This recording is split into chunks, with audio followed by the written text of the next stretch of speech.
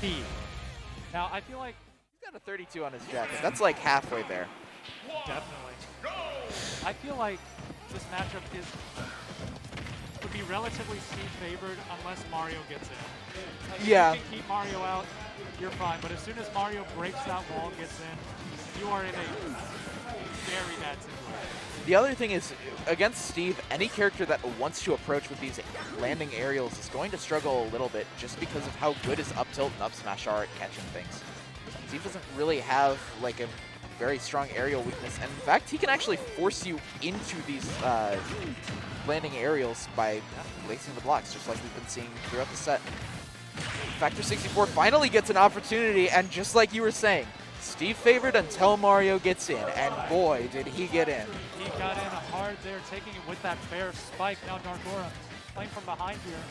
Not going to be trying to mine as much. He's wanting to try and find that stock, and that's exactly what Factor64 wants. He wants him to let down that wall so you can almost lap him into a sin.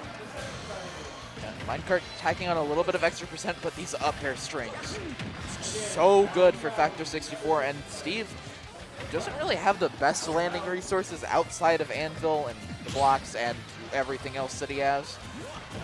So realistically, like, he should be fine to land, but Factor64 has been doing just a good job of reading into all of these landing options and picking the right option every single time to stuff them out. Because while they might be good landing options, they can be a little bit telegraphed. Oh, definitely. Now, Factor64 just trying to find a way safely find the second stock. Barely losing that backer, but the F smash from DarkAura is going to take it. And a diamond on hand. Might be able to use it for that last stock. Yeah. Definitely going to be saving that diamond. 122 on this second stock. Not really the best place to be popping a diamond right now. Oh, definitely not. Uppy to get back on stage. At this point, DarkAura just trying to find whatever percent he can. Goes for the back throw instead of the down throw strings. Probably because of the extra rage that he's accumulated. Minecart taking Factor64 off stage, but not quite going to kill. DarkAura just wanted a little more materials there, but that back air is going to take that stock. And Factor64 actually pushing him out of the way with a little bit of Angel platform invincibility he had left. Uppy not going to take it, but already lapping DarkAura and percent off of just one interaction. Steve can really struggle and disadvantage without those materials. At this point, DarkAura has been thoroughly thrown off his game. Factor64 has gotten to play the game that Mario wants. He's in.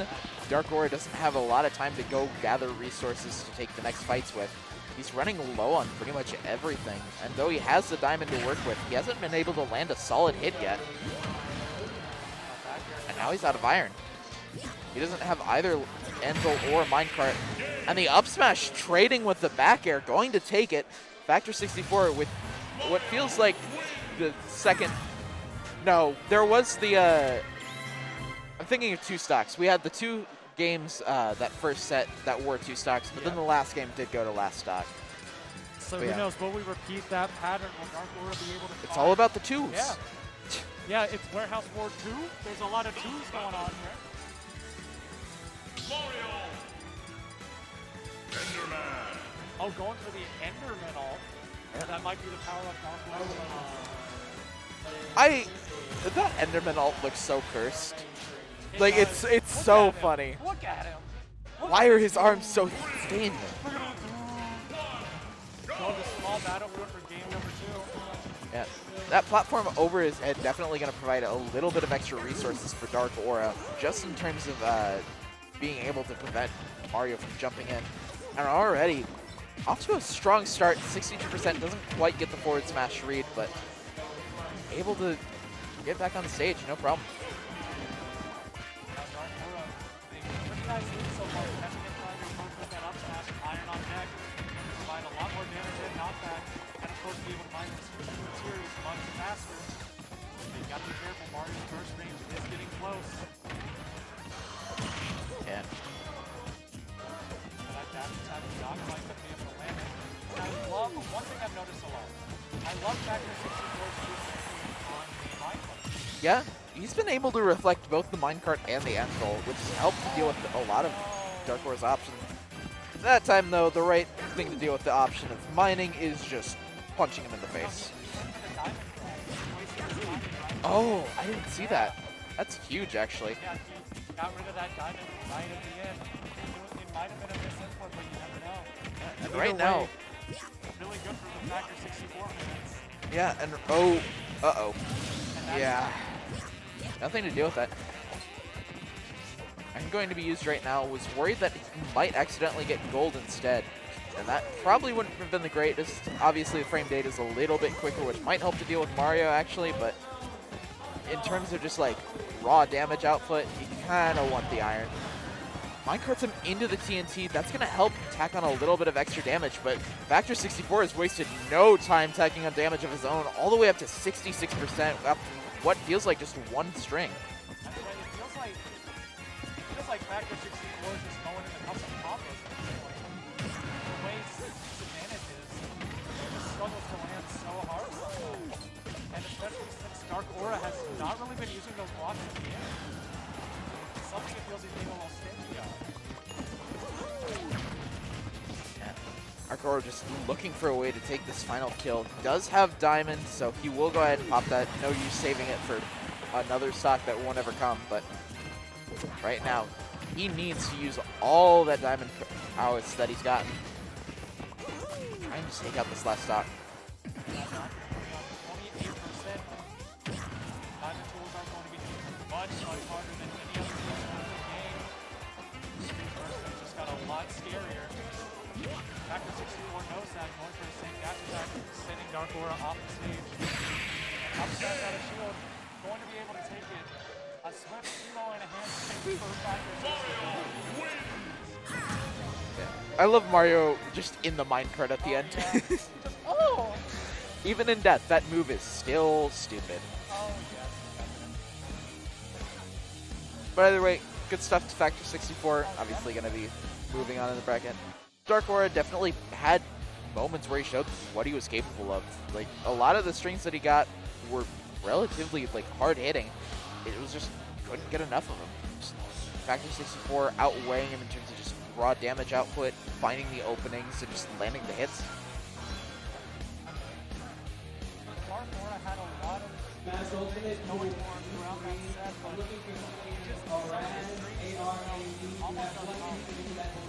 There were some things that did not go for the bottom.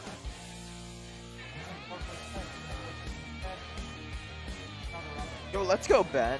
Okay, so I'm assuming, based off the fact that we're seeing Epic Gamer 2, the Chad Ganondorf main himself, that I think he beat Hutchzilla earlier, which is very interesting for reasons that I won't go into on stream. I'll tell you about it later. Just know that there may have been some extra things involved in that. So. What? I won't talk about Yeah, it we'll talk about it. Nothing bad, No, just no, like, definitely not. who knows. But now he's going up against Moppin. Up against Moppin? Yeah. Oh no. And I don't know about you, but this does not seem like a particularly good matchup for Ganondorf. Yeah, I mean, Bob versus Ganon does not sound fun. Sounds, I'm gonna be honest, pretty abysmal. Yeah.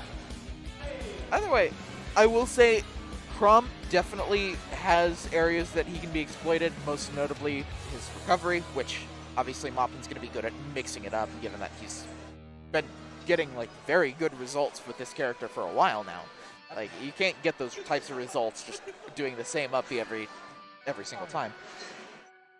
But there are things that Epic Gamer can try to exploit. But at the end of the day, it is still Ganondorf. Ganondorf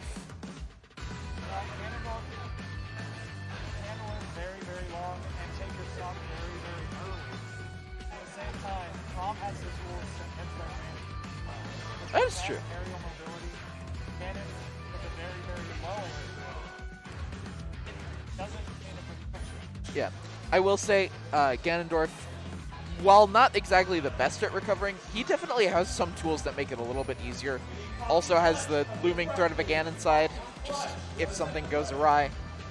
So, definitely has options to deal with Chrom going out. But it's actually going to be the Pyron Mithra that we see from Moppin instead.